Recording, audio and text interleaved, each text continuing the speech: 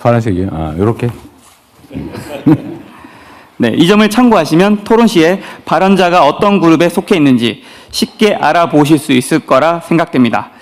일부 위기에 강한 시장, 증시 상황 진단 및 대응 과제. 오늘 토론의 일부는 중동 리스크와 유가 충격에 따른 우리 증시의 변동성을 진단하고 대응 과제를 토론하기 위한 시간입니다.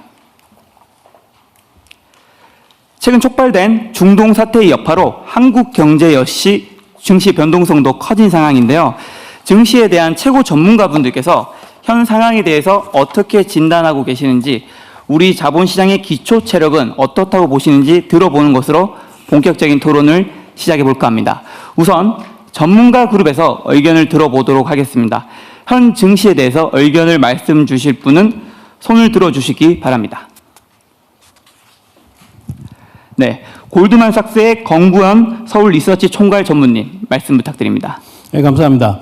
일단 그 중동 사태 그리고 유가 급등하면은 이제 많은 투자가분들이 2022년 러우 전쟁 때 그 사태, 그리고 이제 좀 더 올라가면 2008년 금융위기 전에 유가가 그때 뭐 $150까지 올라간 것 같은데, 기억하면은 그 당시에 한국 경제와 한국 시장이 어떤지를 보고 일단은 이제 판단하게 됩니다. 그래서 한국은 아무래도 에너지를 수입하는 국가이기 때문에 일단 그 유가 충격에 취약하다는 것은 일반적으로 알려져 있는데, 저희들이 분석을 해보면은 2022년과 비교를 해보면은 그 이후에 한국 경제의 그 대외 기초 체력, 대외적으로 봤을 때는 훨씬 더 건강해졌다 그럴까요? 그래서 구체적인 예를 들면은 반도체 수출 같은 경우에는 2022년에 비해서 3배 정도 늘 거라고 저희들은 보고 있고, 한 3,800억 불 정도 보고 있는데,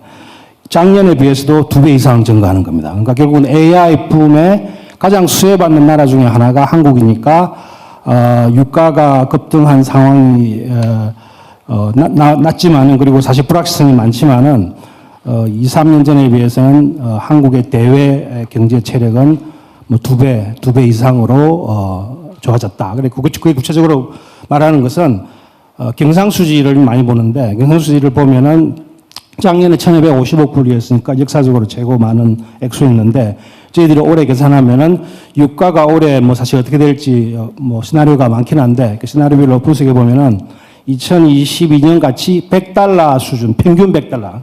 평균 $100니까 뭐 $150도 올라갔다가 후반으로 가면 진정되면은 뭐 $70, $80, $90로 하더라도 평균 $100 정도가 2022년 수준이었는데, 평균으로는 그 정도 되더라도 한국의 경상수지 흑자는 2,000억 불 이상이니까 작년에 거의 2배입니다. 그리고 GDP 대비로는 10% 이상이니까, 뭐 아마 글로벌 넘버1, 넘버2, 아마 대만이 아마 넘버1이 될 것 같고 한국이 넘버2가 될 것 같으니까, 일단 그 예전하고는 굉장히 한국 경제가 달라졌다라고 말씀을 드릴 수 있을 것 같고, 그리고 외환시장을 이제 조금 염려를 하는데, 외환시장 수급도 작년 말에 정부에서 한 정부 조치, 그리고 또 최근에 후속 조치 같은 것 등으로 저희들은 수급도 유가가 진정되고 불확실성이 없어진다고 하면은 빠르게 개선될 것으로 보고 있습니다. 그래서 저희들이 이제 이제 대응 방안으로서는 그 시적인 측면에서는 중동전이 저희들은 장기화가 되지 않을 가능성이 더 많다고 보지만, 혹시라도 장기화되는 경우에는 또한 세계 경제가 아직까지는 그 첨단 IT 중심으로 성장하는 소위 말하는 K-shape, K형 지금 성장을 하고 있기 때문에 그러니까 여타 제조업, 그러니까 BIT 제조업은 상당히 여러 가지 이제 유가 충격이라든지 또는 이 지역에 사실 과잉 생산 이슈가 있기 때문에 상당히 역풍에 노출되어 있습니다. 그래서 잉여 세수를 바탕으로 추경을 준비하시는 걸 알고 있는데, 그것을 기본적으로 지역계층과 전략산업에 대해서 충분히 지원을 빠르게 하시는 게 좋을 것 같다고 생각합니다. 이상입니다.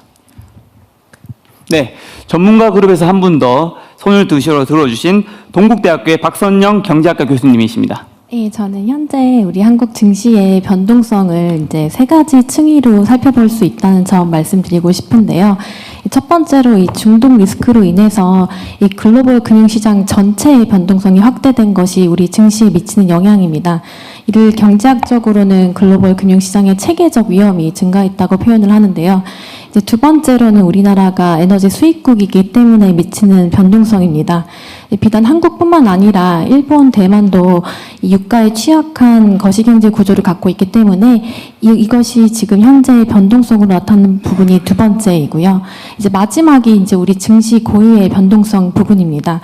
최근 1년의 자본시장 정책과 우리 기업의 실적 개선 기대감으로 인해서 우리 지수가 빠르게 성장해온 부분이 있고 이것이 자연스럽게 조정 국면에 접어들면서 나타나는 변동성입니다. 주목할 점은 고점 대비 낙폭이 과거 위기시 대비 제한적이고 이 견조한 반등세를 보이고 있기 때문에 우리 자본시장이 굉장히 위기에 강한 모습을 보이고 있다고 평가할 수 있을 것 같습니다. 결론적으로 지금 과도해 보이는 우리는 증시의 변동성이 이 세 가지가 모두 결합되어 나타난 모습이기 때문에 사실 과도하게 우려할 필요는 없다는 판단이고요.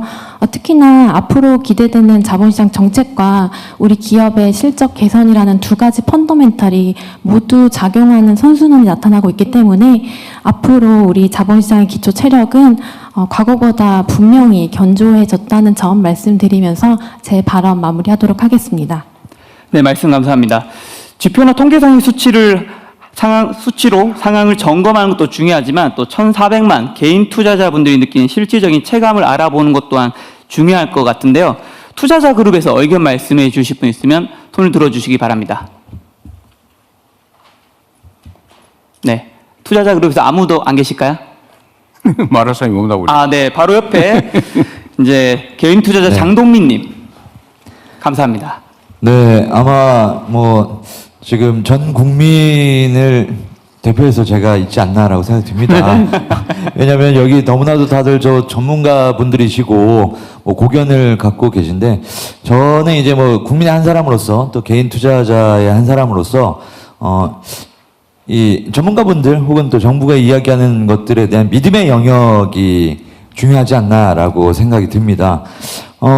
물론 이제 이재명 정부 처음에 코스피 5천 시대를 열겠다라고 했을 때 반신반의하는 사람들이 굉장히 많았죠. 물론 이제 저 역시도 너무나도 땅을 치고 후회하는 게 저희 아내한테도 요거 한번 지켜봐야 될 것 같아라고 해서 원망을 많이 사고 있는데 지금 현재로 보면은 사실 그렇습니다. 많은 이제 소위 말하는 개미 투자자들, 개인 투자자들이 내가 사면 떨어지는 것 같고 내가 팔면 오르는 것 같고라는 생각들을 많이 하고 있거든요. 근데 방금 전문가분들도 말씀을 하셨지만 뭐 우리나라 이제 자본시장이 견고하다, 불안해하지 않아도 된다라는 말씀을 많이 하셨는데 사실 저희 같은 사람들은 가짜 뉴스에 굉장히 휘둘리는 경향들이 많습니다. 그래서 이 뉴스들, 가짜 뉴스 혹은 진짜 뉴스들에 대한 믿음의 영역이 어디까지 우리가 믿어야 되는지, 그리고 그 안전책들은 어떤 것들이 있는지에 대한 게 굉장히 이제 개인 투자자들은 알 수 있는 길들이 그냥 집에서 혼자 휴대폰으로 뭐 채널 보다가 유튜브 보다가 이렇게 이렇대라고 하는 경우들이 굉장히 많거든요. 그래서 정부 차원에서도 그래서 전문가 차원에서도 그 믿음의 영역을 줄 수 있고 앞으로의 우리 자본시장은 이렇게 나아갈 거다라는 것들이 조금 더 믿음의 영역이 좀 강해졌으면 하는 바람입니다. 네, 말씀 잘 들었습니다. 대외적인 위기 상황도 그렇지만 또 우리 투자자들을 더 힘들게 하는 건 누군가 이 혼란을 틈타 부당한 이득을 챙기고 있다는 의구심이 아닐까 싶습니다.